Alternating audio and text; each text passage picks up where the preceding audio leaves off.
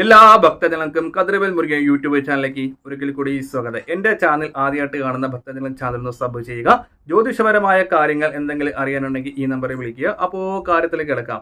നമ്മളെല്ലാവരെയും ഒരു ബാധിക്കുന്ന ഒരു പ്രശ്നമാണ് ഈ നാട്ടുകാരുടെയും പരിസരവാസികളുടെയും ബന്ധുക്കാരുടെയും കൂട്ടുകാരുടെയും കണ്ണേറ് ദോഷം എന്ന് പറയും, അല്ലെങ്കിൽ ഗുളിക ദോഷം എന്ന് പറയും, കണ്ടു ദോഷം എന്ന് പറയും. അത് നമ്മൾ എത്ര വഴിപാടുകളും ചില ആൾക്കാർ ഉപ്പും മുളകൊക്കെ ഒഴിഞ്ഞിടാറുണ്ട്. പക്ഷെ ഒരു പരിധി വരെയൊക്കെ അവത്തിൽ നിന്നൊക്കെ ഒരു രക്ഷ നേടാം. ഞാൻ നേരത്തെ പറഞ്ഞു, കോമൺ ആയിട്ട് ചെയ്യുന്ന ചില നാട്ടാചാരങ്ങളും കാര്യങ്ങളും എല്ലാം ഉണ്ട്. പിന്നെ കണ്ണുദോഷം എത്ര കിട്ടിയിട്ടും നമുക്ക് മാറുന്നില്ല. കണ്ണുദോഷം കിട്ടിയ ഒരു കാര്യം, നമുക്ക് എപ്പോഴും തലവേദനകൾ ഉണ്ടാകും. നമ്മൾ നല്ലപോലെ പ്രവർത്തിച്ചുകൊണ്ടിരിക്കുന്ന ഒരാളാണെങ്കിൽ നമുക്ക് എല്ലാ കാര്യത്തിലും ഒരു മടിയുണ്ടാകും.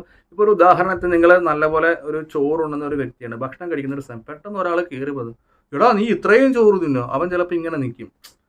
അപ്പോൾ നമുക്ക് അവനങ്ങനെ പറഞ്ഞ ഒരു ഇതിൽ നമ്മൾ ചിലപ്പോൾ ആ ചോറ് അത്രയും കഴിക്കത്തില്ല. അതൊരു വിശ്വാസം.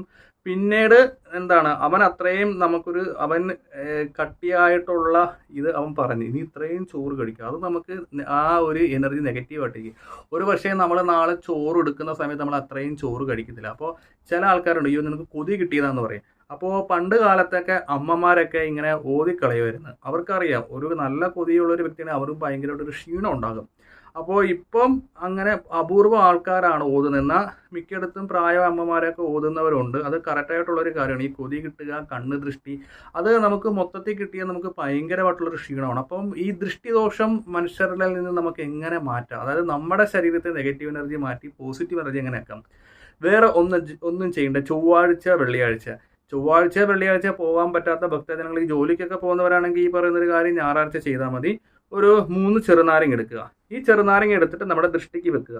3 തവണ നമ്മൾ വലത്തുനിന്നൊഴുകുക. ഈ നാരങ്ങ 3 കൈ പിടിച്ചുകൊണ്ട് 3 തവണ. അത് കഴിഞ്ഞ് തിരിച്ചിട്ട് നമ്മൾ ഇടത്തുനിന്നേക്ക് ഒഴുകുക. അവസാനമാണ് ഇടത്തുനിന്ന്. അപ്പോൾ 3 തവണ വലത്തുനിന്ന് ഒഴുതി ഇടത്തുനിന്ന് ഒഴുതി. എന്നിട്ട് ഈ നാരങ്ങ എല്ലാം കൂടെ നമ്മൾ കണക്ട് ചെയ്ത് ഒരു ദേവീ ക്ഷേത്രത്തിൽ കൊണ്ടുപോകണം. ദേവീ ക്ഷേത്രത്തിൽ കൊണ്ടുപോയിട്ട് അവിടുത്തെ മണ്ണിൽ തന്നെ നമ്മൾ എന്ത് ചെയ്യണം, നാരങ്ങ പിഴിഞ്ഞ് തിരിച്ചിട്ട് നെയ്യ് ഉപയോഗിച്ച് തന്നെ വിളക്ക് കത്തിക്കണം.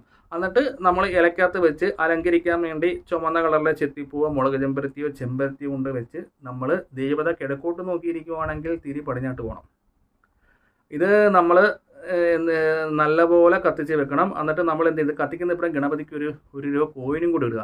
അപ്പോൾ ഇങ്ങനെ തുടർച്ചയായിട്ട് ഒരു 7 ചൊവ്വ വെള്ളി തുടർന്ന് പോവുകയാണെങ്കിൽ ഈ നമ്മളെ ബാധിച്ചിരിക്കുന്ന ഈ ദൃഷ്ടിദോഷം തീർച്ചയായിട്ടും നമുക്ക് മാറിക്കിട്ടും. നമുക്കൊരു പോസിറ്റീവ് എനർജി ഉണ്ടാകും. നമ്മൾ എവിടെയെങ്കിലുമൊക്കെ പോകാൻ നിൽക്കുന്ന സമയത്തുള്ള ചെറിയ രീതിയിലുള്ള തടസ്സങ്ങൾ കാര്യങ്ങൾ മാറിക്കിട്ടും. ശത്രുദുരിതങ്ങൾ ഒഴിഞ്ഞു കിട്ടും. കണ്ണുദോഷങ്ങളും ബാധാദോഷങ്ങളും അതേപോലെ നെഗറ്റീവ് എനർജി നമ്മളെ ബാധിക്കത്തില്ല. അത്രയും ദോഷങ്ങളാണ് നമ്മൾ ഒഴിഞ്ഞ് ദേവീ സങ്കല്പി നമ്മൾ പ്രാർത്ഥിച്ച് നമ്മൾ വിളക്കത്തിക്കുന്ന. നാരങ്ങ വിളക്കുള്ള ക്ഷേത്രത്തിൽ പോയി ഇത് ചെയ്യുക, ചോദിക്കുക. ചില ക്ഷേത്രത്തിൽ നാരങ്ങ വിളക്ക് കത്തിപ്പിക്കാറില്ല. കഴിവതും ഇത് വൈകുന്നേരം ചെയ്യുന്നതായിരിക്കും ഉത്തമം. ജോലിക്ക് പോകുന്ന ഭക്തജനങ്ങളൊക്കെ ആണെങ്കിൽ പറയുന്ന വഴിപാട് ഞായറാഴ്ച ദിവസം ചെയ്താൽ മതി. കൂടുതൽ ഇതിനെക്കുറിച്ച്